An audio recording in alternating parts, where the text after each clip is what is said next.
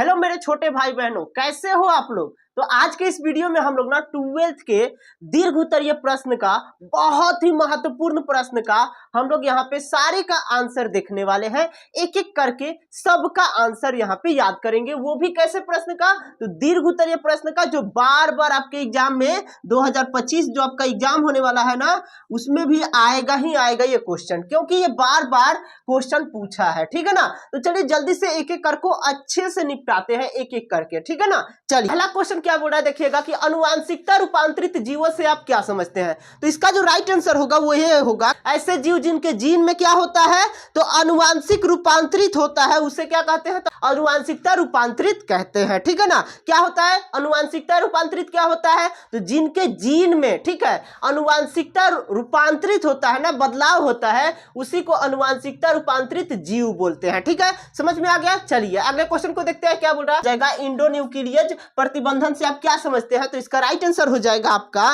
कि enzyme DNA के पॉलीड्रोमिक nucleotide अनुक्रमों को पहचान कर उसे ऐसा काटते हैं कि डीएनए के दोनों सिरों पर एक लड़िए भाग रह जाता है। ठीक है, इसे चिपचिपा सिरा कहते हैं। ठीक है ना, समझ गए। चलिए अगले क्वेश्चन को देखते हैं, क्या बोल रहा है। अगला क्वेश्चन हमारा बोल रहा है कि धान तथा गेहूं के दो दो प्रोंत किस्मों के नाम लिखे। कौन कौन से हैं, तो देखिए धान के प्रोंत किस्में सबरमती, ठीक है, सबरमती, जया, बाला, कृष्ण। ठीक है, और गेहूं के प्रोंत किस्म कौन कौन से हैं, तो कल्याण, सोना, सबरमती और सोनार। ठीक है ना। चलिए अगले क्वेश्चन को देखते हैं। अगला क्वेश्चन भी बहुत इंपॉर्टेंट है। क्या बोल रहा है कि बायो प्रोस्पेक्टिंग से आप क्या समझते हैं। ठीक है, बायो प्रोस्पेक्टिंग से आप क्या समझते हैं, तो वैज्ञानिक शोध जो प्राकृतिक के उपयोगी प्रक्रिया अथवा उत्पादन के तत्वों पर सतत नजर रखती है,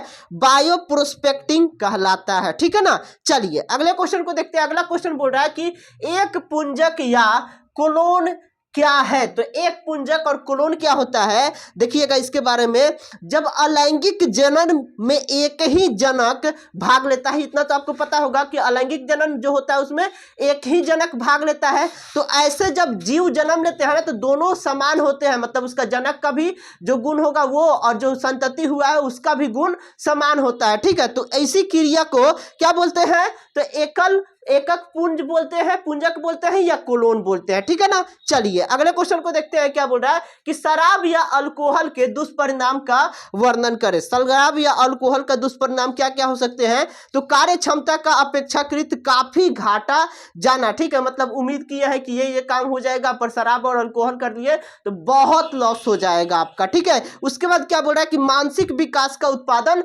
होना रुक जाएगा। ठीक है, मतलब आपका जो मानसिक जो वृद्धि हो रही थी, कुछ चीज के बारे में सोच पा रहे थे, वो सब कुछ रुक जाएगा।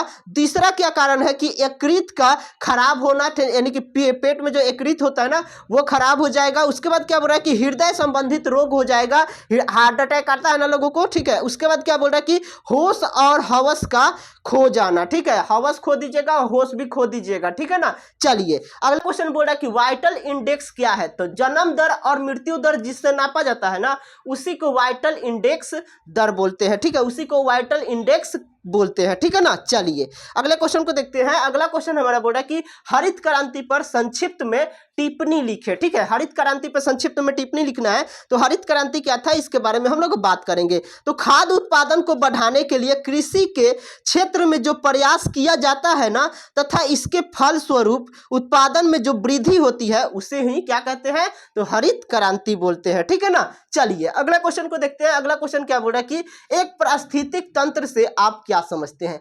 एक पारिस्थितिक तंत्र से आप क्या समझते हैं जी, तो वैसे जीवों में समूह जो पारस्परिक क्रिया करते हैं। ठीक है, वैसे जीवों में समूह जो पारस्परिक क्रिया करते हैं तथा वातावरण के साथ क्रिया करते हैं, उसे पारिस्थितिक तंत्र कहते हैं। ठीक है ना। चलिए अगले क्वेश्चन को देखें, क्या बोल रहा है। अगला क्वेश्चन हमारा बोल रहा है कि जैव विविधता आधुनिक कृषि के लिए किस प्रकार उपयोगी है। तो किस प्रकार उपयोगी है, जिसका राइट आंसर क्या हो जाएगा, तो नई फसलों को खोल के रूप में उसके बाद उन्नत किस्मों में प्रजनन के लिए सामग्री के रूप में, उसके बाद नए जैव निम्नकरण पीड़कों के स्रोत के रूप में। ठीक है, तो इन सब का जो पीडीएफ है ना वो बिल्कुल फ्री में आपको मिल जाएगा। डिस्क्रिप्शन में मैंने नोट्स करके लिंक दे दिया है, वहां से जाकर आप क्लिक कीजिएगा ना उस लिंक पे, तो आप सीधा टेलीग्राम में जाइएगा और वहां से फ्री में आपको ये HD क्वालिटी का पीडीएफ मिल जाएगा। ठीक है, और अगर ये वीडियो अच्छी लगी हो तो वीडियो को लाइक जरूर कर देना और चैनल को सब्सक्राइब कर लेना अगर नए हो तो, और अपने दोस्तों को शेयर करो